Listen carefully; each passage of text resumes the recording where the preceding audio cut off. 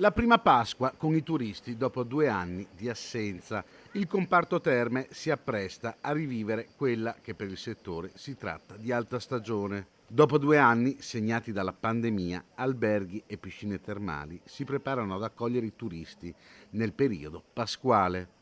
Il settore è moderatamente soddisfatto.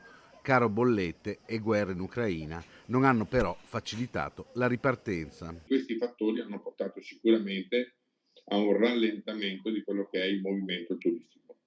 Considerato tutto questo, pensiamo comunque di essere moderatamente soddisfatti. In molte strutture si registra un alto numero di presenze, ma non il tutto esaurito.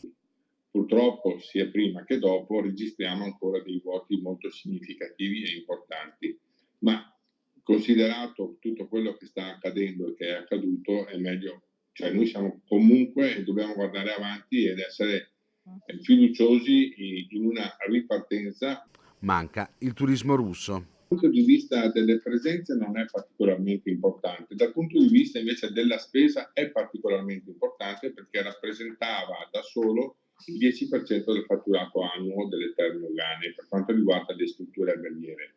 Quindi possiamo dire che effettivamente il colpo è stato più pesante, ma sono già 2 anni che mancano e mancheranno ormai per molti anni. Abbiamo però avuto dei grossi risultati e soprattutto dei ritorni molto importanti per quanto riguarda il pubblico italiano. C'è una riscoperta dell'italiano di mete molto prossime alla loro residenza. Molte strutture hanno avuto poi difficoltà nel trovare lavoratori stagionali. Spero che al più presto sia tolto il reddito di cittadinanza, tolta la quota 100 e anche, diciamocela tutta, rimessi i voucher perché il mondo del turismo oggi vive dei picchi per 1 o 2 giorni e poi basta. Le procedure per assumere i dipendenti, anche a tempo o a chiamata, a tempo parziale, eccetera, sono troppo onerose e troppo lunghe. Quindi bisogna assolutamente rendere più flessibile il mercato del lavoro.